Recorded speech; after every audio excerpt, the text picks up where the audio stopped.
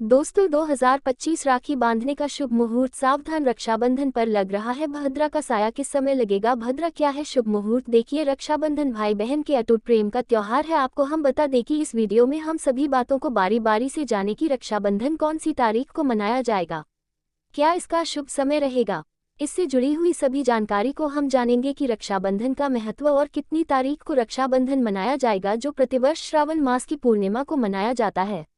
दोस्तों, इस दिन बहनें अपने भाई की कलाई पर राखी बांधकर उनकी रक्षा का वचन लेती हैं और भाई अपनी बहनों की रक्षा का वचन देते हैं। ये त्योहार भाई बहन के बीच स्नेह, विश्वास और बंधन को मजबूत करता है। राखी बांधने के साथ ही मिठाइयाँ बांटी जाती हैं और घर में उत्सव का माहौल होता है। रक्षाबंधन सिर्फ एक त्योहार मात्र नहीं है, ये भाइयों और बहनों के बीच के संबंध को मजबूत करने का एक बहुत खूबसूरत जरिया भी है। रक्षाबंधन से जुड़ी एक खास बात बहुत कम लोगों को मालूम होता है कि भद्राकाल में राखी नहीं बांधनी चाहिए।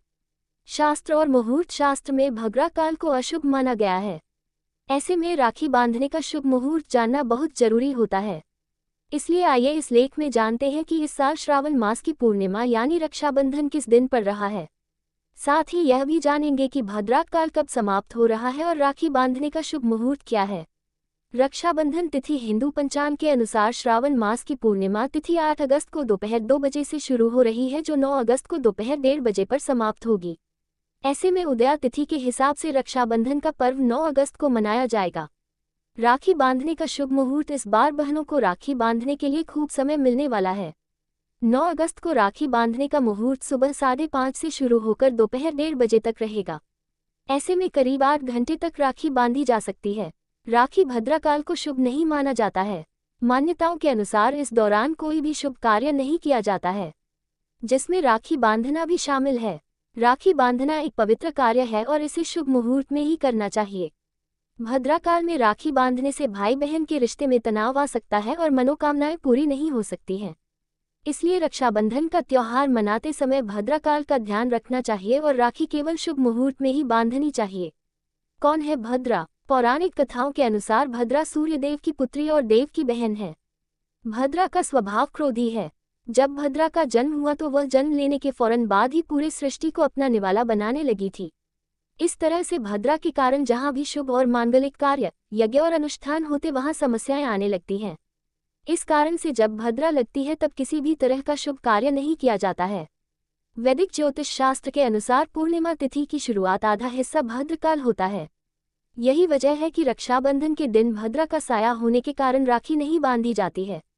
ज्योतिष में भद्राकाल का महत्व ज्योतिष शास्त्र की मान्यताओं के अनुसार चंद्रमा की राशि से भद्रा का वास्ता किया जाता है। गणना के मुताबिक चंद्रमा जब कुंभ राशि, कर्क राशि, सिंह राशि या मीन राशि में होता है तब भद्रा पृथ्वी में निवास करके मनुष्यों को क्षति पहुंचाती है। वहीं मिथुन राशि, मेष राशि, वृषभ राशि और वृश्चिक राशि में जब चंद्रमा रहता है तब भद्रा स्वर्गलोक में रहती है एवं देवताओं के कार्यों में विघ्न डालती है। जब चंद्रमा धनु राशि, कन्या राशि, तुला राशि या मकर राशि में होता है तो भद्रा का वास पाताल लोक में माना गया है। भद्रा जिस भी लोक में रहती है वही प्रभावी रहती है। रक्षाबंधन पर भद्रा का साया।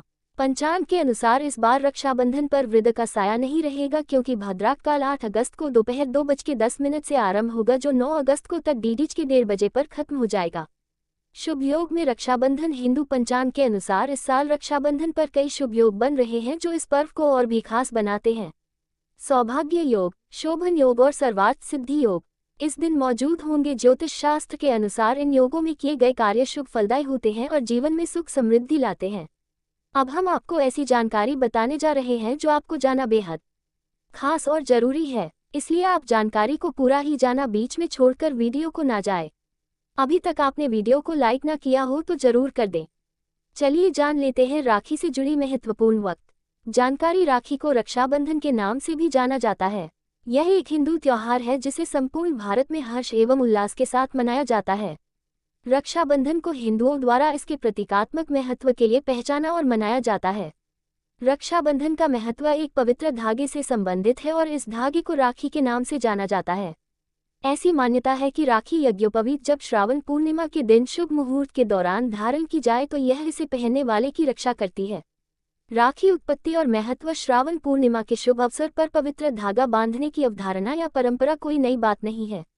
श्रावण पूर्णिमा को ब्राह्मण समाज के बीच पवित्र यज्ञोपवीत को बदलने के लिए भी महत्वपूर्ण माना जाता है। श्रावण पूर्णिमा के दिन यज्ञोपवीत पहनने या यज्ञोपवीत बदलने के अनुष्ठान को उपाकर्म के रूप में जाना जाता है। उपाकर्म एक वैदिक अनुष्ठान है और ब्राह्मण जाति के हिंदुओं द्वारा आज भी इस अनुष्ठान को संपन्न किया जाता है। राखी के प्रारंभ को देवी इंद्राणी की अत्यंत प्राचीन कथा से जोड़कर देखा जाता है। ये कथा इस पवित्र धागे की शक्ति का वर्णन करती है। कथा के इस प्रसंग में इंद्रदेव को ये धागा बांधा गया था, जिसके परिणाम स्वरूप उन्हें राक्षसों पर विजय प्राप्त हुई थी। राखी दिनांक और समय राखी को हिंदू चंद्र कैलेंडर में श्रावण पूर्णिमा अर्थात श्रावण माह के दौरान पूर्णिमा के दिन मनाया जाता है। श्रावण हिंदू कैलेंडर में 5वां चंद्रमास है। श्रावण मास को भगवान शिव और गौरी पूजन के लिए अत्यधिक महत्वपूर्ण माना जाता है। रक्षाबंधन का अनुष्ठान शुभ मुहूर्त में भद्रा के समाप्त होने पर संपन्न किया जाता है। इस राखी बांधने के शुभ समय को मुहूर्त के रूप में जाना जाता है। राखी पौराणिक कथाएं हैं। 2 महाकाव्यों और लोक कथाओं में राखी के महत्वपूर्ण प्रसंग मिलते हैं। राखी के प्रारंभ को देवी इंद्राणी की अत्यंत प्राचीन कथा से जोड़कर देखा जाता है। ये कथा इस पवित्र धागे की शक्ति का वर्णन करती है। कथा के इस प्रसंग में इंद्रदेव को ये धागा बांधा गया था, जिसके परिणाम स्वरूप उन्हें राक्षसों पर विजय प्राप्त हुई थी। पौराणिक कथा के अनुसार देवराज इंद्र को राक्षसों द्वारा चुनौती दी गई थी और इंद्र राक्षसों की शक्ति का सामना करने में असमर्थ थे। जब देवराज इंद्र युद्ध के लिए जा रहे थे, उस समय देवराज इंद्र को उनकी पत्नी और देवताओं के गुरु बृहस्पति ने एक पवित्र पोटली बांधी थी, जिसे रक्षा पोटली के नाम से जाना जाता है। श्रावण पूर्णिमा के शुभ अवसर पर बांधे गए पवित्र धागे पोटली की शक्ति के परिणाम स्वरूप राक्षसों पर देवताओं की विजय हुई। इस प्रकार करण ने राखी की शक्ति में दृढ़ विश्वास को जन्म दिया। एक अन्य पौराणिक कथा के अनुसार मृत्यु के देवता यमराज ने अपनी बहन को आशीर्वाद देते हुए यह वचन दिया था कि श्रावण पूर्णिमा के शुभ दिन राखी बांधने वाली सभी बहनों को उनका आशीर्वाद प्राप्त होगा। महान हिंदू महाकाव्य महाभारत में भगवान श्री कृष्ण ने युधिष्ठिर को युद्ध के दौरान रक्षा और विजय के लिए राखी बांधने का सुझाव दिया था। उसी महाकाव्य में एक प्रसंग के अनुसार द्रौपदी ने भगवान श्री कृष्ण के रक्त रंजित हाथ में वस्त्र की एक पट्टी बांध दी थी, जिसके लिए द्रौपदी को भगवान श्री कृष्ण ने दिव्य सुरक्षा प्रदान की थी। राखी आधुनिक संदर्भ में रक्षाबंधन को एक ऐसे अनुष्ठान के रूप में देखा जाता है जो भाई और बहन के पवित्र प्रेम का प्रतीक है। जब एक बहन अपने भाई की कलाई पर राखी बांधती है तो ये राखी अपने भाई के प्रति एक बहन के द्वितीय एवं आजीवन प्रेम और पवित्र बंधन को दर्शाती है। प्रेम और स्नेह के लिए कृतज्ञता के भाव के रूप में भाई अपनी बहन को हर तरह की परेशानियों से बचाने और उसकी सहायता करने का वचन देता है। इसीलिए राखी बहन भाई के पवित्र स्नेह बंधन की प्रतिनिधि है। राखी का पर्व इस रिश्ते की महानता को और इस बंधन की शाश्वत प्रकृति को बहुत ही प्रिय तरीके से पुष्ट करता है। वास्तव में राखी की शक्ति के प्रति दृढ़ विश्वास, भाई की दी आयु की कामना और बहन के लिए सुरक्षा का भाव प्रतिवर्ष समय के साथ बढ़ता जाता है। आधुनिक भारतीय इतिहास भी हिंदू रानियों की कहानियों से भरा हुआ है। जब हिंदू रानियों ने जरूरत के समय में मुगल सम्राटों को राखियां भेजी थी और इन सम्राटों ने राखी के बंधन का वचन और कर्म से सम्मान रखा था।